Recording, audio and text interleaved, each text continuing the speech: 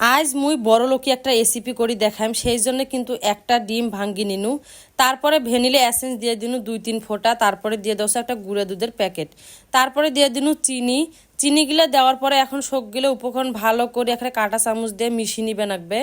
এইটা কিন্তু আজকে মজাদার একটা রেসিপি করি তোমাকে দেখাইম, সেই জন্য কিন্তু এগুলো সব এখানে ভালো করে মিশি নিনু। মিশি শেষ, এখন বড় এটার মধ্যে ঢালি নিছু, নিয়ে হসে এপাক ওপাক ভালো করি একটা ডিমের যে মিশ্রণটা আছে সেটা ভালো করে রুটির সাথে নাগে নিছু। রুটির সাথে নাগে নিয়ে এখন আগে থেকে কিন্তু ফ্রাই প্যানে তেল দিয়ে থুইছু, সেই তেলের মধ্যে এখন দিয়ে দিনু, দিয়ে হসে এপাশ ওপাশ করে এখন ভাজি নিলে কিন্তু হয়ে যাবে। যে দেখো মোর কিন্তু ভাজি করা শেষ, এখন মুই তুলি নসো, তুলি নিয়ে যখন ঠান্ডা হয়ে যাবে তখন মুই উপরের রুটিখান তুলি নসো, নিয়ে হসে দিয়ে দিন ওখানে ভ্যানিলা আইসক্রিমটা দিয়ে ভালো করে নেপি টেপি দিবে লাগবে, দিয়ে হসে উপরের পাউরুটিটা দিয়ে এখন কাটাকাটি করে নিলে কিন্তু আমার হয়ে গেল মজাদার একেবারে রেসিপি। ভিডিও ভালো লাগলে লাইক কমেন্ট করে দেবেন।